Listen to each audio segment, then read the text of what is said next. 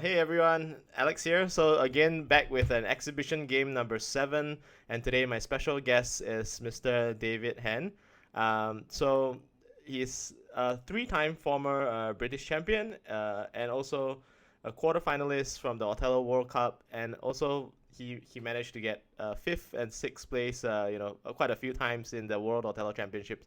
So I think one of the most notable win, when he first caught my attention was when he beat Mr. Hideshi Taminori, the seven-time world champion, at the Othello World Cup 2013. That was during the playoff to qualify into the quarterfinals. So I think definitely a very strong player today. And today we'll be playing a XOT game, which is a random opening.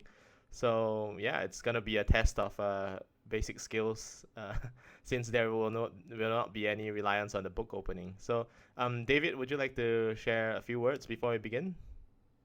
No, I think you've introduced me quite well. Obviously, I'm playing XOT against you because I hate your books and I hate studying, so I don't want to do any preparation whatsoever. So it's perfect for me. Yep, sounds good. So I guess before we begin, just to quickly explain how the exhibition game works is that we each have 30 minutes time control, and essentially, you can choose to think aloud or you can choose to think quietly before we make each move, and then once you kind of get an idea of where you want to play, you can try to articulate your thoughts so the audience can try to understand your train of thought. I will try my best. I'm not entirely used to that, but I'll see what I can do. Yeah, definitely. So I think most guests who, try it the first time usually have difficulty trying to kind of balance the amount of things they want to convey versus the time control they have. So probably that's one thing to bear in mind. I don't want to totally give away my plan, but I sort of do as well. We'll see. I can lie and sort of trick you with what I say as well. Okay, okay. Yeah. Okay, so I think without further ado, we can start the game. Yes, I'm hoping for a very exciting open. Oh, Ideally, the two experts already played. okay. Yeah. So let me just click start. Yeah. That's a bit boring for an XOT. That looks like a real opening almost.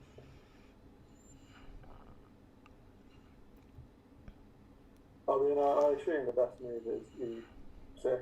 I can't really see why that wouldn't be the best move. Everything else looks pretty terrible. E6 gives me G3, the move after. Yeah, it's probably pretty straightforward. Okay, yeah.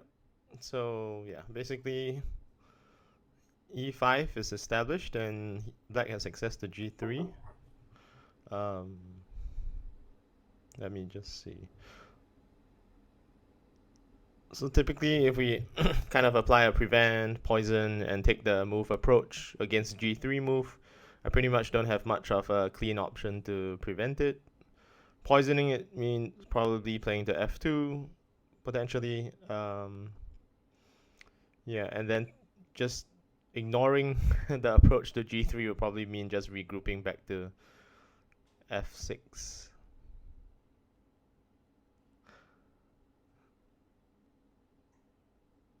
So I think the problem with F6 is that it gives up multiple tempos for black to play a nice G3 followed potentially by H4. I would slightly prefer to poison it first and then cover back F6 if necessarily. So yeah, I'll probably go with F2 for now. Yeah, that seems reasonable.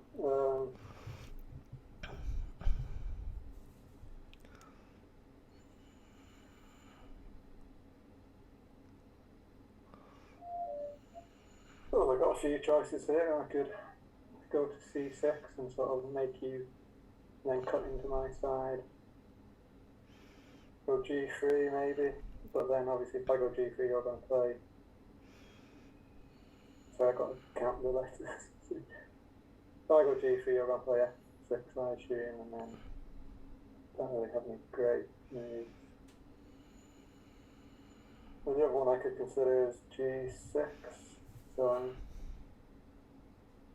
it's sort of it's not exactly poisoning your F6, but it's making it flick an extra disc. So I'll think about this.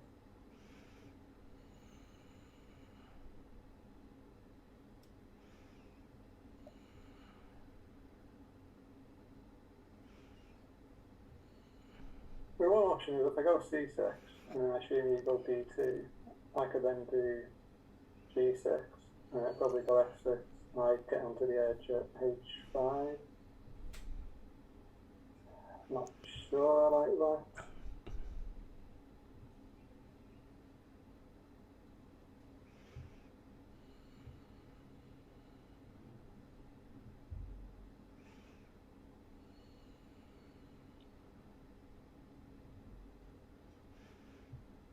Yeah, if I was going to do that, I may as well just play g6 straight away.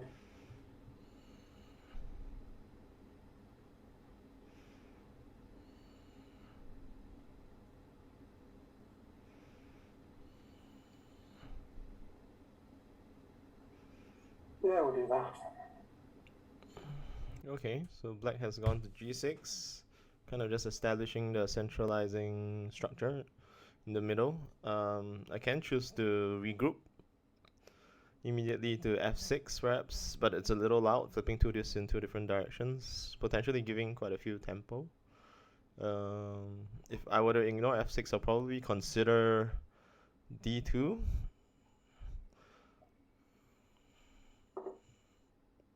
If I were to go d2 and he goes c6, I'll probably jump back into f6 after it's unpoisoned, or d2.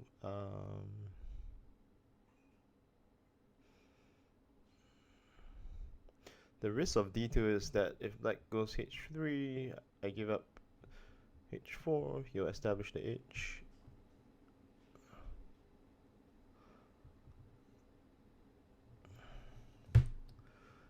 So I think it would make more sense to kind of establish f6, even though it's slightly more poisoned, but it's important to kind of guard the right edge for now. Because of f6 being unoccupied right now, there are quite a few tempos that black could potentially exploit to the right edge. But if I were to go... play d2 later. Yeah.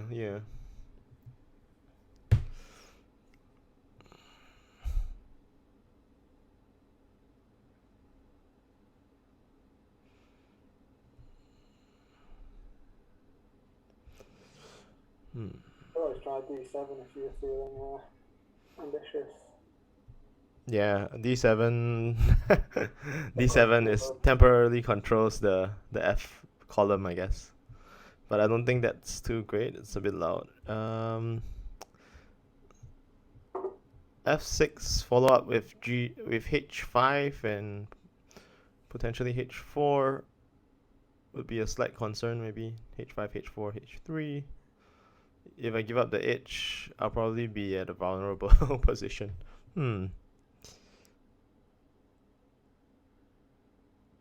Black, white. Okay, I think d2. I'll just go with the more quiet move to d2, flipping one disc. There is a risk of how black can manipulate the right edge, but I think it's still slightly better than the loud move to f6. Wait for some unpoisoned opportunities.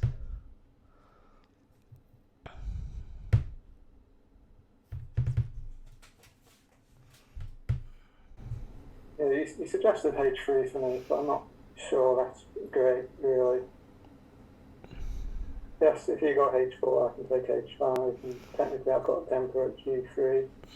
But I've also completely blocked myself off from the sort of bottom right side.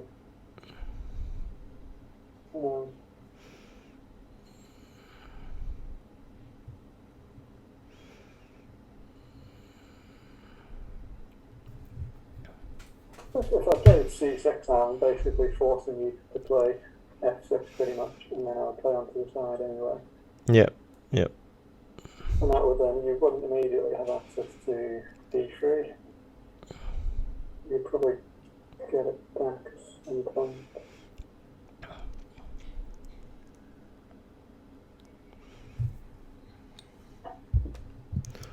Could try h5 myself now. Potentially you could play h6 and I'd end up taking my c square. Sure.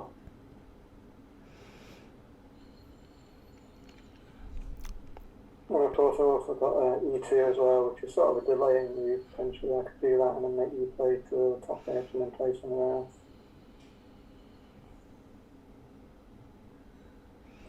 Don't mind the problem with D2 is if I then played to C6 afterwards, you'd have access to D3. You can block your access without a flip.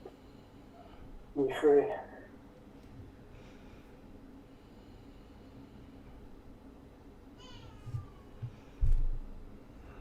H4 is maybe not terrible.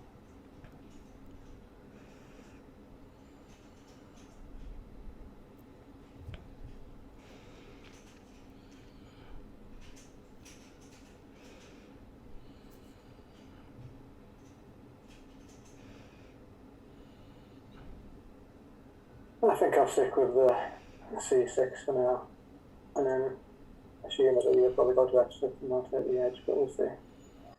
Okay. So black takes c6, unpoisons f6. So probably the first instinct for me would be to consider f6 to establish f5 to access d3.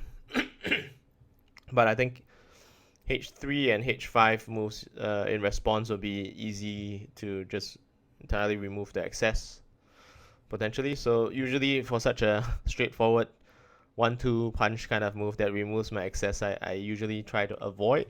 I probably wait for black to commit a little bit more to the right side before I actually take f6. But having said that, I'm not too sure if I have many other viable options. Probably c4 would be like the second option to look at.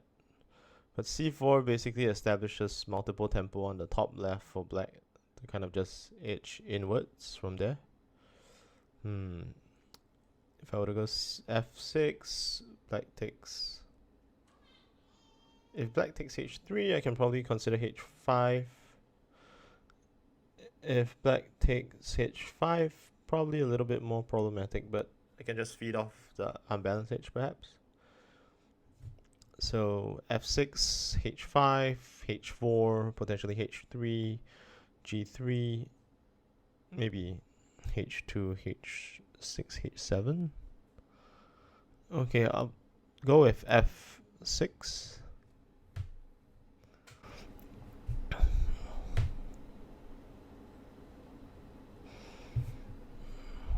Yeah, so like we said, obviously taking h5 is nice because there's no way for you to get back to d3 or even if you do end up playing out the whole edge not instead after that, you end up having to give me h7 as well because you wouldn't be able to play h7 yourself at the moment.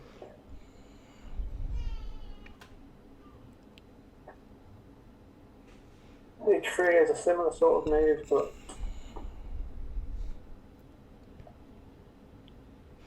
technically you could respond with h6 to get your access back to d3, although that does give me a nice move to h5 and another nice move to g3 afterwards.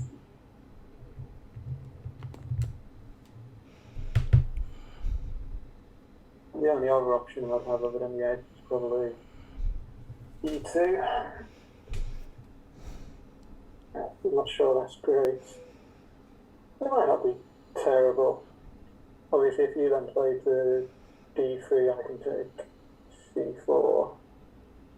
But if you go to a4, say d1, I would have to play somewhere else anyway.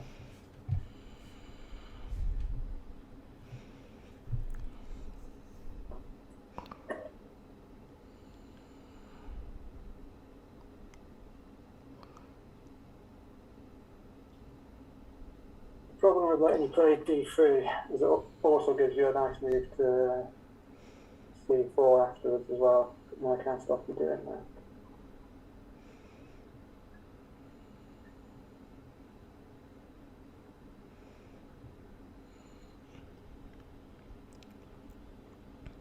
Yeah, I was going towards h3, but you don't have to play h4, you could also play h5. It might actually be better.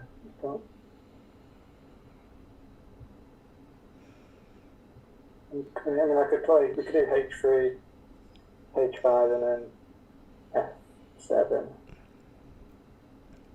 Not sure about that.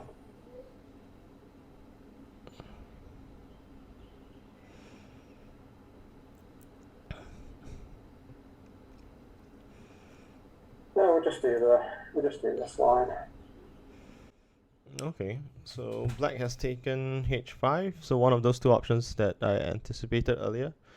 I think h4, h3 seems to be fine because h4, black wouldn't play anywhere to the top and he wouldn't unpoison the bottom as well. So probably the progression would be expected. h4, h3, h4, h3, and then g3, and then yeah, black potentially either h2 or f1 cuts in. I'll still have h6, h7 combination. So yeah, I don't see any reason not to play that because that's kind of like the active zone right now. So I'll play to h4.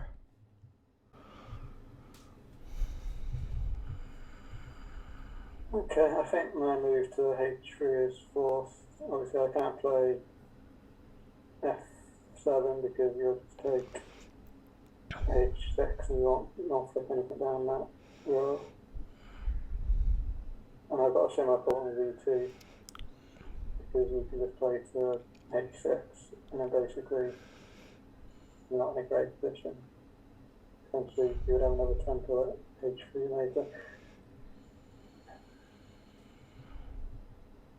It's fine for me to play out the edge, but then I guess the problem's going to be when you then play to, say, c4 afterwards, and then what do I do after that?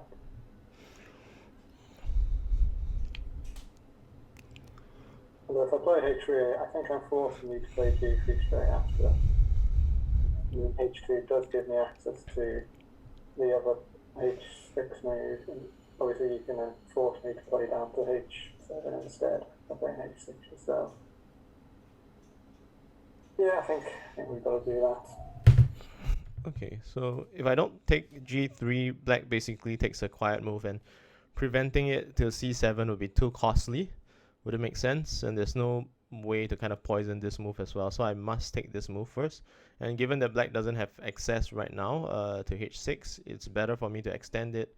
The typical kind of Tetsuji is for white to play the g3, black potentially playing h2, extend the edge, and then since white doesn't have access to h7 directly, then I would have to just feed off h6 to h7 instead of letting him cover one more edge tempo. So yeah, let's go with that. Now, one thing I could do instead of h2 is e2. If I play e2, it's an interesting move because it gives you access to d3, but it also then I can respond with c4.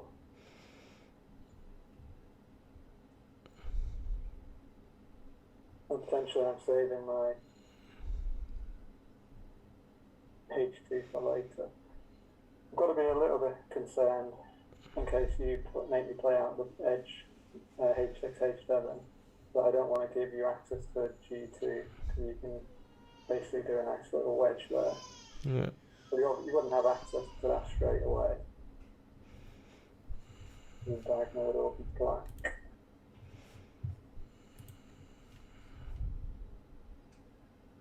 Well, if I went the obvious h2, I assume it would play out h2, h6, h7. And then it'd be your move. We'd most likely probably go somewhere like c4. And then I'd be in maybe a bit of trouble. I could obviously play with d3.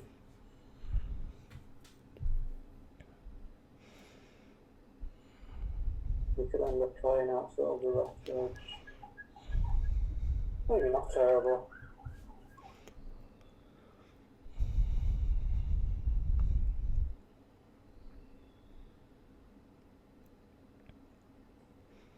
I do quite like it.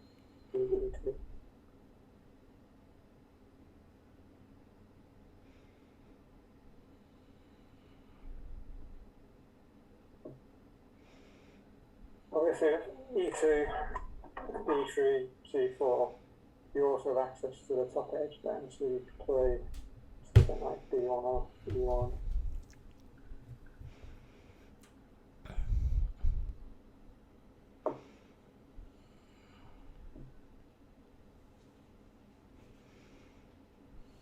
Let's just go with H2.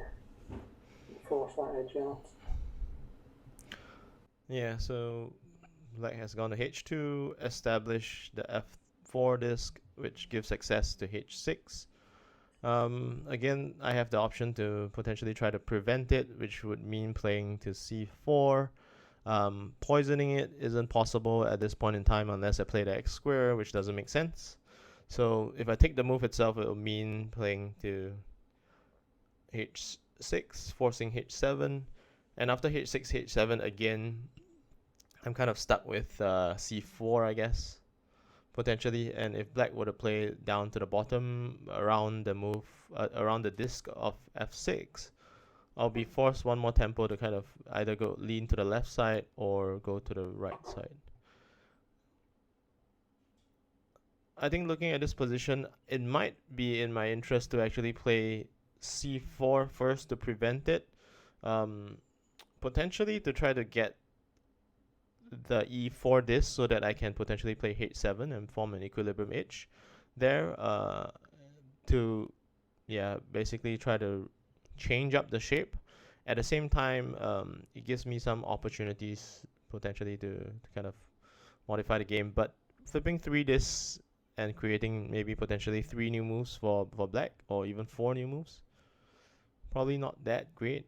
But let's see. White, Black is probably a concern. White, even if Black takes to E7, probably not great for me as well. White, Black, White.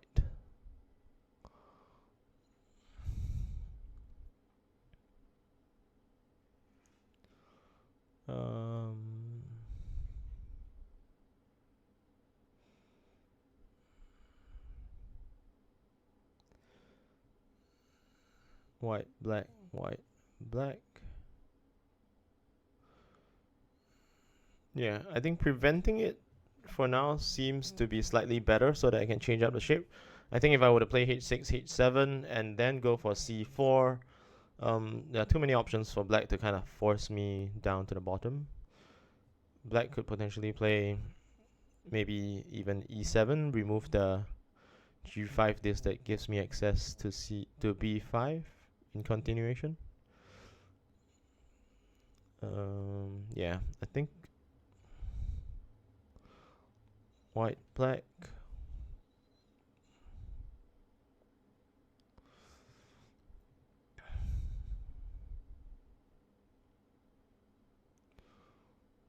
One of the dangers of this position is that if I were to play C4, Black could even play like a checkerboard to E2 as well, because Black has such a strong control on this mini diagonal. That was my plan. I noticed that after my last move that Yeah. anytime you do C4, E2 looks amazing for you, doesn't it? Like, not only do I block your access to H7, but I also keep my access to H6. Yeah, definitely. So the mini diagonal is suddenly looking very strong. I actually thought I was in quite a strong position earlier on, and then now it seems like it's quite a bit of a struggle. Well, I think even if you play out H6, H7 first and then do C4, I still have E2. Yeah.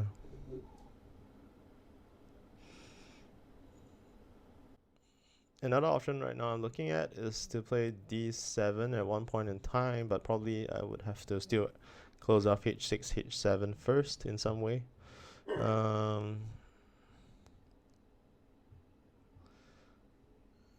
Let me see. White, Black. Checkerboard. Yeah, I think I'll probably go to C4 prevent and give E2, probably H6, H7, and then followed by E7, potentially. Would that make sense? No, I wouldn't have E7, right? Because it's being checkerboarded. Let's see. Black, white, black, white, black. You could play something like B5 after that, couldn't you? Yeah, or if not, I'll follow up with f7 perhaps.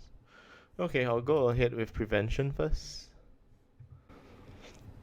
Okay, so I was expecting to play e2. Like you said, is there anything bad about that? What if you do play b5 after that? You play b5 straight away. Actually, I played to d3. But then you would have access to h7 yourself because you would have flipped the disc at f5.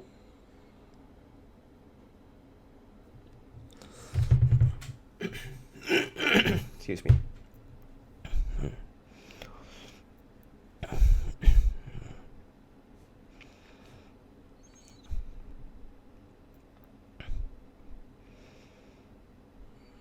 Do I really mind if you play h7?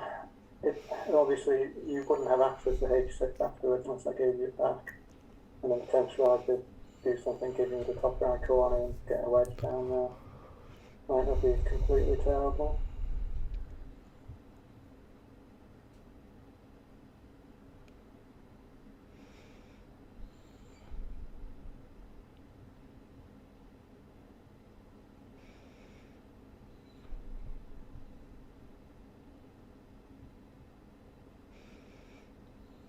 I can still do that after I play e2.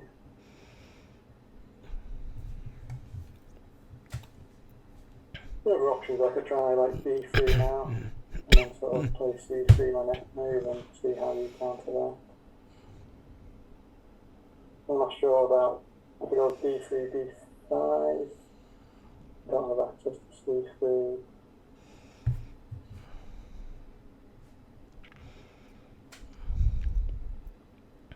I think I'll go with e2 and we'll see what happens. Obviously I can definitely play d3, but I'm not 100% sure how the rest will work out. Yep. So e2 is a very nice checkerboarding move. So for those of you who don't know what's a checkerboarding move, it's kind of like creating, multiple uh, lines of control that kind of leads to an empty square where, it seems attractive but you can't access it. So it puts you in an awkward position whereby you need to kind of try to gain access somewhere else in order to, you know, potentially in the process of that you might create more moves for your opponent. So yeah, this is a very beautiful checkerboard, mid-game checkerboard. So one way to kind of gain access, maybe to play to b5 and create f5 potentially to access d3, but potentially this can be closed off easily by black by playing either to f7 to prevent it, or even the loud a5. Let's see.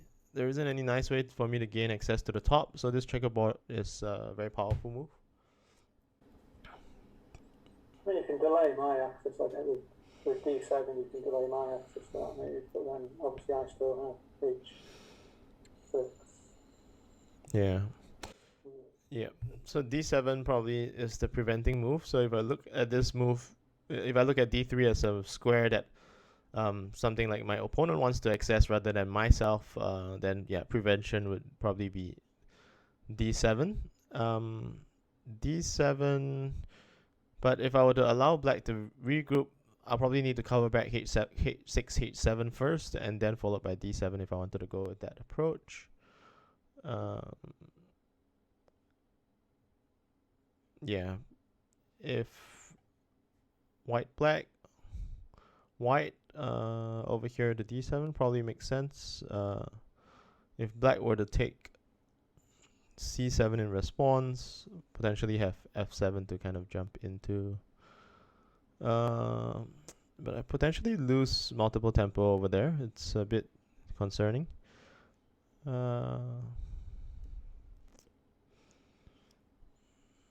Yeah, if I were to take the original b5, h6, h7, b5, probably too much to the edge for black right now. After b5 I could play f7 I guess, Yeah, and then block your access again. yeah. Yes. So this checkerboard maneuver is looking to be very powerful indeed. Something that I can't control as well because there are too many lines being controlled. There's the third row, there's the E column, there's the mini diagonal. There's all being controlled simultaneously. So this is a bit of a concern.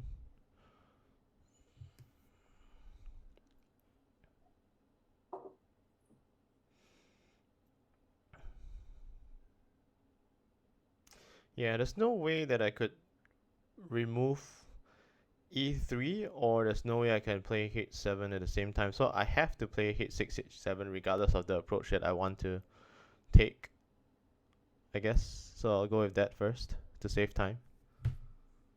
Okay, I would say this is a pretty forced move, unless I really want to lose very badly.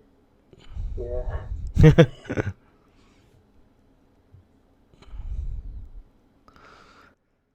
Okay, let's see. What else can I do? If I were to play the E7, The top is interesting for black, because if I play E1, if you don't have access to D1, yeah, makes sense. I could then play like C1 afterwards, and I could potentially use some kind of edge creep. It could get difficult. Yeah, it's a very strong sequence. So Obviously, once you if I were to kind of compare B5 and D7, these two moves, it would make a lot more sense to play D7 because the playout sequence, there's a higher probability that D7 is removed than B5 perhaps, because B5 and black takes to the edge on his own side. Yeah, it doesn't make sense. There's no necessity for black to kind of play to the left side. So if you consider B5 and D7 as moves that kind of poison one another along the mini diagonal line, D7 is probably more favorable at this point in time. Another approach to consider would be F7, a diagonal cut. But usually this cut is more useful if I actually had access, if F7, D7, if I had access down the vertical line of E column, it would make sense more. If not, I'll just be creating multiple tempo for black to kind of nestle in the center. So I think D7 would probably make most sense. I'm kind of sensing that I'm probably losing by double digits by now. I hope you're right, but it remains to be seen. The thing about me playing to F1, there's no urgency to do that because there's nothing you can do to stop me. And even if you do get access to E1, I don't mind, because if you go F1 E1, then obviously I have a lovely D1. And now that you've gone D7, there's no obvious way for you to get access to D3 yourself.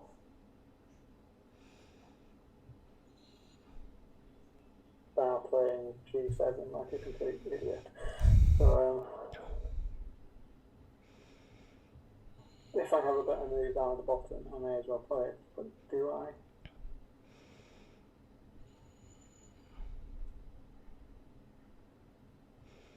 Go to C7, then all your moves on the B column would be sort of poisoned and not ideal. But you could then play to F7 yourself. If we did C7, F7, what would I do? Could play something like E8 or... But I wouldn't really want to flip D7 after that, because that would give you a nice D5. Maybe I do play straight up to the top. And if you play... I'm not even sure if the order matters. I play C... If you go C7, F7, F1, or it will go F7... sorry, F1, F7, C7. It's essentially the same position.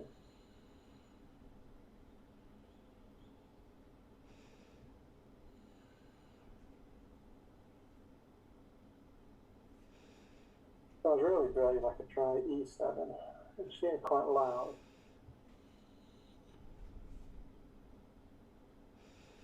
you don't necessarily have a great response. If you played to f7 after, you temporarily get access to d3 by flipping f5, but I could immediately play c8, reflipping that.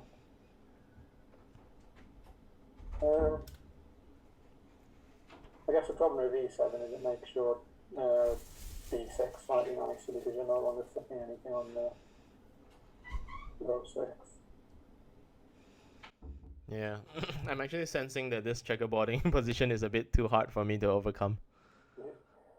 Way too many tempos around.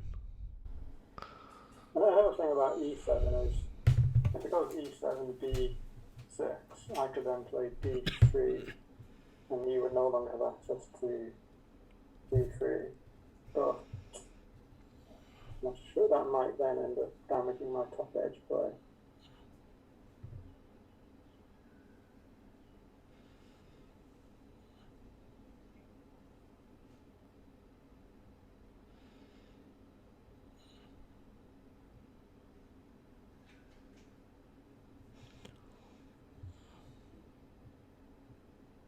I think I'm just going to go to the top for now and then see what you do down the bottom. Because I've always got the tempo with c1 afterwards. You don't have any great responses.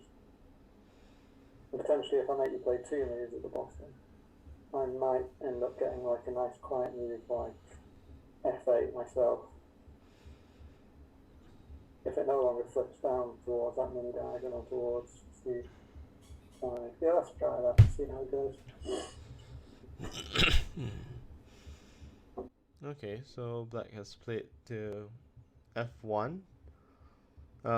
Fully capitalizing on his checkerboard position.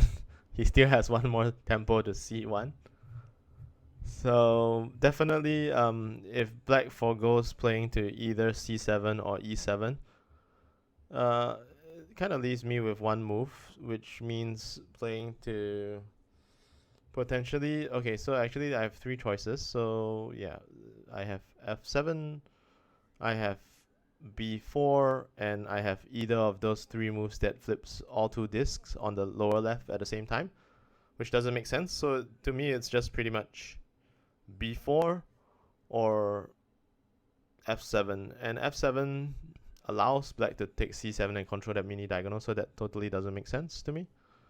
So for me, I think right now my only option is b4, pretty much. Yeah, let's go with b4.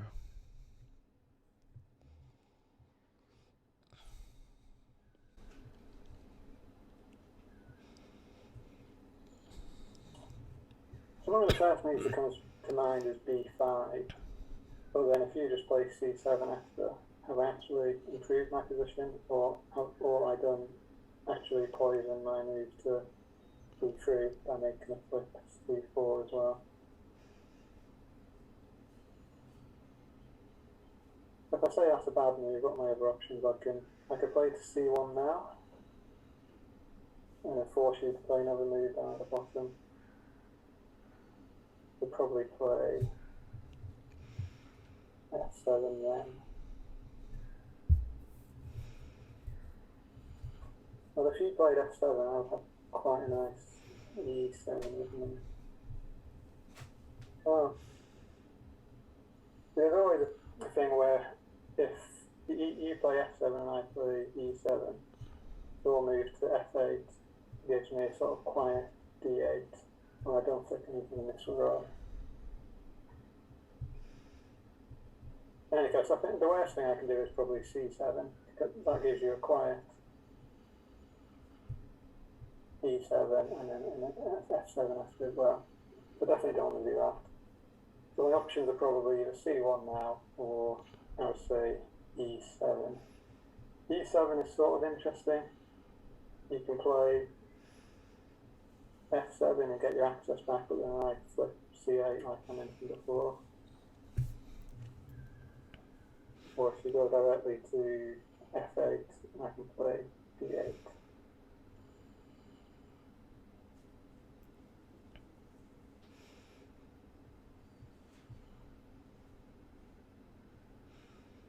The other option is I play. Actually, if I play f7 myself, yes, it gives you a quiet e7, but does that then give me a nice d8? So technically you could then play f8 and you agree again your access to d3 after then f5.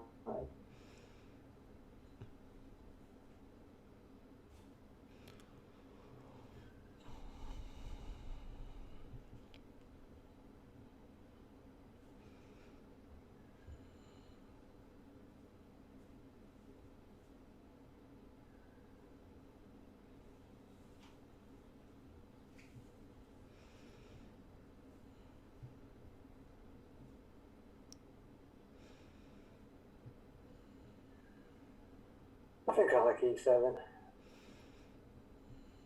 Like I say, even if you then play to c7, I still have my c1. Yeah, let's try that. Okay, so black has formed a solid 6 disc edge to the right. Usually I like to call that a double-edged sword. It either works super well for black or eventually kind of affects himself in a very bad way if I somehow manage to survive the tempo. But yeah, in this case, because black has too many spare tempo, I'm quite sure I'm fairly behind. So over here to the left, it's kind of like an open structure for white, and white doesn't really have many moves to begin with, and black has a very strong edge to the right. So definitely the first move that comes to mind would be b5 to kind of regroup and form a more compact shape, hoping for more moves. And also, if black were to play c8 in response, I could still have e8 as a quiet move and just kind of keep that couple of squares to the lower left as like a mid-game parity of sorts. The only concern right now is I go to b5, black go to c1. What then for me? Because I don't have a nice move. If I were to do f8, black is the one who plays the quiet move to d8, and then probably I have quite a few problems myself over there. But I could potentially regain that f5 disc, which gives me access to d3, if I play out maybe b5, c1, f8, d8, followed by a loud. I get that back though. So if we go that line, and Oh yeah, and you can still play c7, right? Yeah. Oh yeah, c8. Yeah.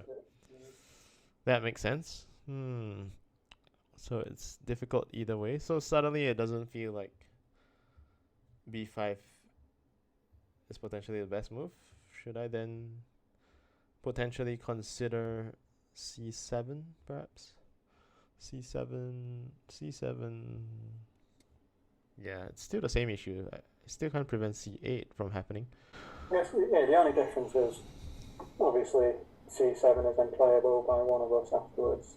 Yeah. Play b5, play c7, it's not really sure what you do, to be honest.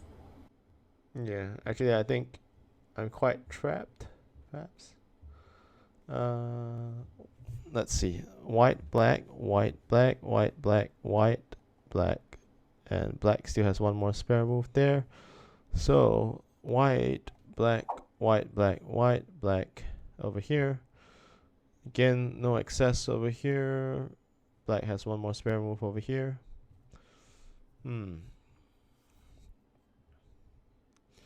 Looks pretty tough for me. Probably running out of moves here. Yeah, you've got the same problem whatever you do. Even if you play f8 now, you've got the same problem as if you played b5 or c7. I still have nice d8. Yeah, because I'm just missing one tempo regardless. If you played f7 now, I actually have an even better move. You probably play f8 downtown. And that reflips it and you're basically dead then. Yeah. Okay. White, black, white, black, white, white, black. Okay, I think I'll go along with b5. I don't think I have much of a choice. Probably just, go for the more compact. I think I have to play c1. If I play C8 now and giving you the quiet move to E8, which seems very bad. So I think we've got to go with our previous plan. Nothing else. Any other move just gives you extra moves and ruins my advantage. So Yeah. I think with C1.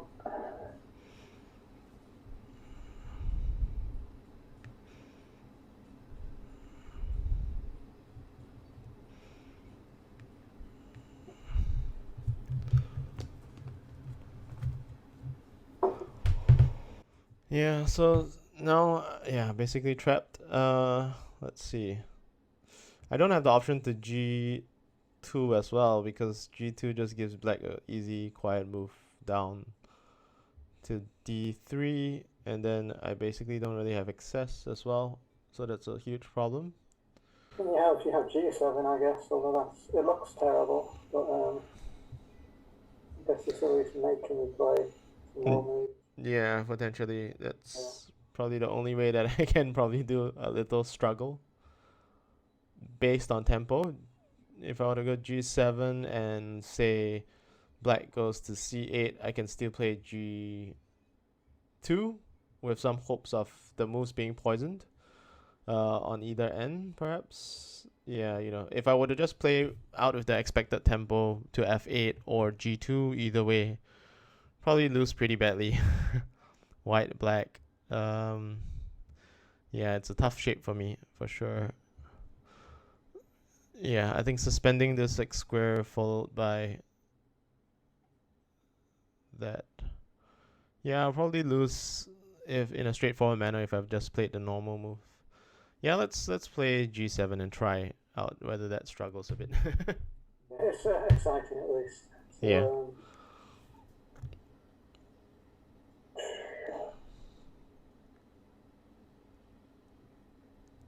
So, well, all my moves to the sort of top left seem quite bad. My obvious moves would be either C7 or C8.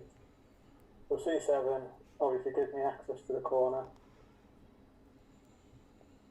I guess the only slightly scary thing would be that I'm giving you C8 and it's quite a quiet move because it doesn't flip anything along the diagonal there going towards the right. Probably doesn't matter. Although if we went C7, C8, H8, then you'd have a quiet move at D8 as well. Yeah. I might end up giving you quite a few moves. I wouldn't want to run out of moves at the bottom right and then have to open at the top, but then I might even lose. But the other option is C8. The concern about C8 is I'm potentially giving you somewhere where you can wedge along the bottom. But I think it's probably better because I've still got C7 for afterwards. And I'm forcing you to play another move. Yeah, I think we'll play C8. Yeah, so I don't have much of an option here. It doesn't make sense to enhance the advantage to the lower right for black's corner, so I have to play G2. Not much of a choice here. G2 probably followed by potentially C7 that creates the corner access, jump in to D3, and even if black were to just pounce for the corner, it'll be quite difficult for me to even continue. But yeah, I guess that's my only option. Okay.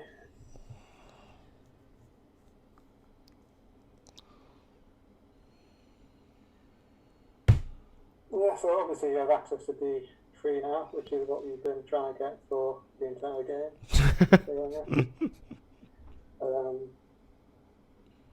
I don't really want to play D3 myself because that gives you a nice C7. I think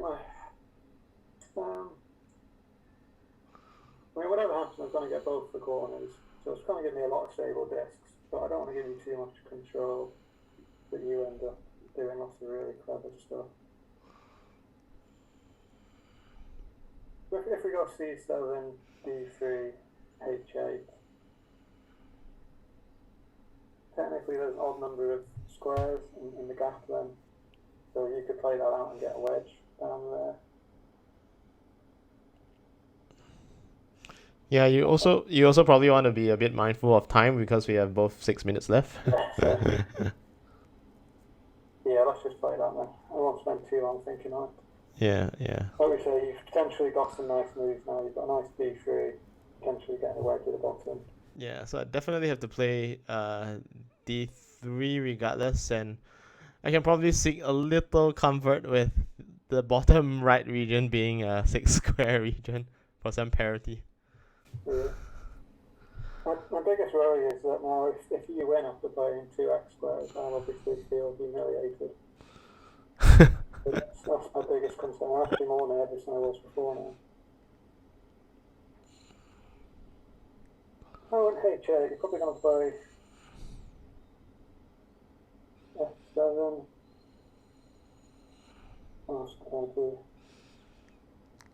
Given that the region's a 6 at the bottom, and it's always nice to let your opponent play into it first, what I could do is play c2 now.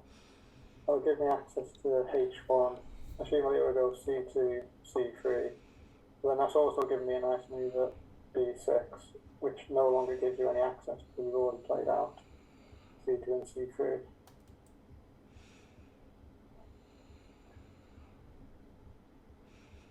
And the thing I don't like about h8 now is after f7 I don't immediately have access to g8. Let's play this out here first and see how it goes. Okay, so obviously I don't have much of a choice. It's just kind of following. That usually happens when you're losing badly. So, c3. You say that, but I'm still scared you're going to win. I don't know why I'm scared, but I am scared. Probably parity, I guess. There might be some opportunities. I still don't like h8 because technically we've got h8, f7, e8, and then I've got like the 2 gap here, but then you have access to d8. Then I guess if you go d8, d6. Another option I have is to play b3 now, and that takes away your access to f7. You can't play to either a3 or a2, although it does give you e8, which is sort of quiet but not necessarily good. I think I'll try d3. Okay, so It does give you e8, but then if it would go e8, h8, I don't know if that actually helps really. yeah, so black has basically shut down my access to the diagonal, so that's a problem. Potentially I could consider either e8 or f8. e8 gives away an easy a4, but I could follow up with d8 and still maintain parity to the bottom right potentially. If I were to play f8 diagonal cut, black takes corner. I don't really have a nice parity situation going on there. If I were to take d8 directly, it's probably taking 2 moves at once instead of 1 by 1. Black, so white, black. Yeah, let's go with the quiet move to e8. I guess that's probably my only option to try to struggle for tempo.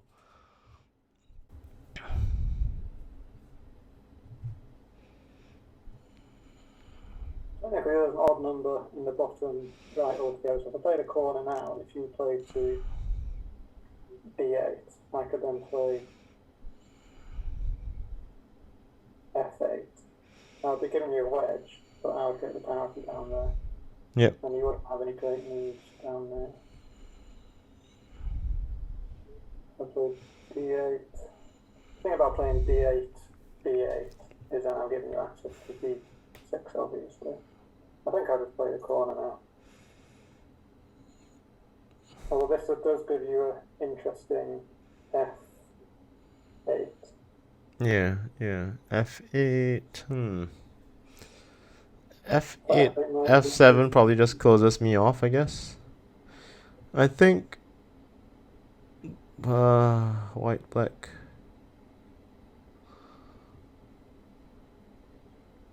I think my only option is to kind of create the wedge. I think that shape would probably benefit me a little more, and yeah, kind of force you to poison the left side first.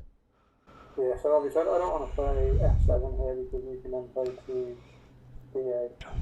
So we'll just play this out like I said. I guess the danger here is if you had b3 as white, you could then get the two moves both at f7 and g8. But I don't see any way you can do that straightforwardly, so let's try that. Okay, so I'm basically out of moves, and black controls that mini diagonal from b3 all the way down to e6. I could potentially go for g8, back the response to f7, and then go for the diagonal cut to a2. Kind of link up the regions together, perhaps. Uh, yeah, but I don't like the fact that I have to jump into that wedge first. If I were to jump in, do I then potentially lose some tempo? Another option is d1, e1, a3 perhaps. Yeah, you're threatening the double move down at the bottom right then. Yeah. Both. Yeah. Yeah, I'm just trying to kind of weigh and see which one looks better. I think I'll just go with But if you have the full diagonal control, it's a bit concerning. Yeah, I think I'll just go with g8 first. I think this makes more sense. Probably keep the pockets to the top for some hope to intersect more. So if I play b6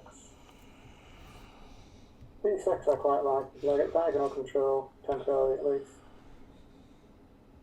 and you can't make it a safe edge because the only way you can play to the edge is with a6, and that gives a free gap which I can use to cut the corner. I guess I got to be thinking of parity now though. So I could play something like a6 instead. Although a6, a4, b6, I don't really like it, then you get quite a nice edge. We'll play this and we'll see how it goes. Okay, so yeah, if I were to play the a6, probably not too great. It's an odd region, and at the same time, I still have to face off that pocket to the top right, that issue, and the poison move. So I probably don't want to go there.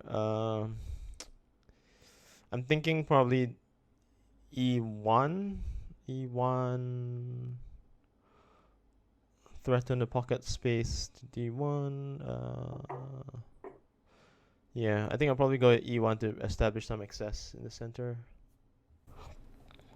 So like I said, if I play d1 now, he's got a nice a7.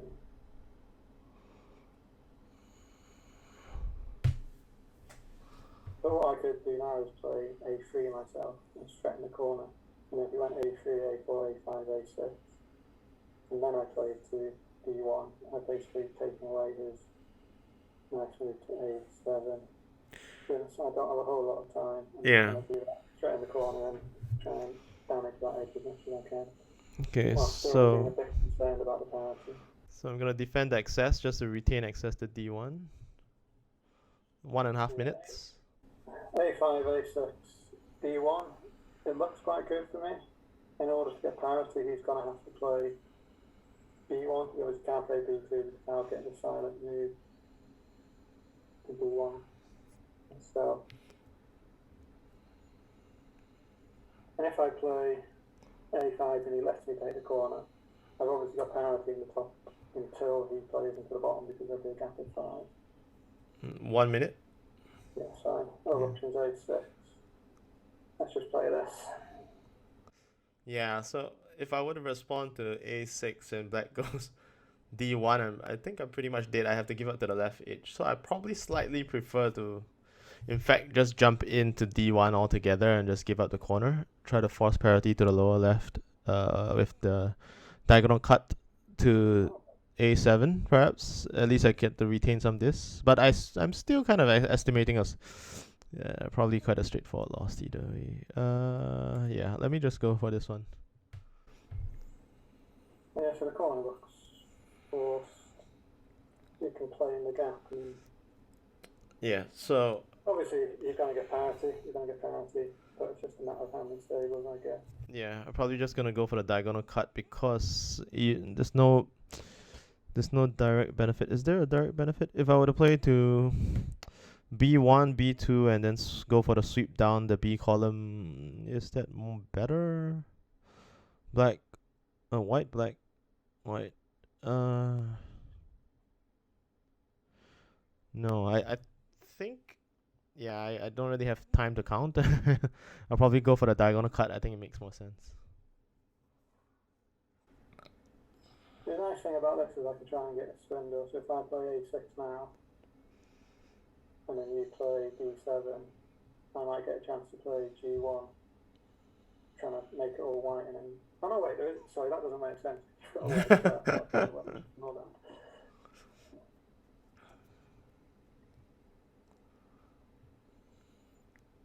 on. 20 seconds.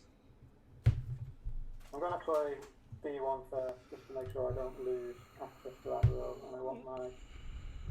If I play D8 to still set a lot of this. Yeah, I think that makes sense. So at least you get the sweep down, right? I probably made a wrong move. Now that I'm looking at this, it probably made more sense for me to take the sweep after all, along the B column. I kind of. Quite a lot of this, actually. I'm not completely sure I win this. Yeah, probably take this. I don't have much of a choice. Get one, lose. 22, 29. Yeah, I think these are the same. It's both get one, lose four. So yeah, you win 32-31. What? how did that happen? I think I probably did something terrible. I mean, it felt like I was a long way ahead. Yeah, I'm not too sure whether was it C1. C1 allowing me to take B4. I guess. Like I thought maybe you should have taken C7 or E7 early on, perhaps. Essentially, yeah. The time management wasn't great. I think we left ourselves a bit low on time at the end. Yeah, for We sure. had sort of 5 minutes to think about the end there. Yeah. But definitely I was losing very badly throughout the game. Yeah, so yeah, I think at this point I was losing. So thanks very much, David, for joining this exhibition game, and I definitely got lucky in this game. I made it exciting. Obviously, if I just won really big, it would have been kind of boring. So I made the end game. Yeah. I'm sure the audience will love it. Yeah. I think you allowed me kind of a chance to kind of struggle. Yeah. So thanks very much for this game. Sure, my pleasure. Yeah. So I'll catch you in the next one. Bye.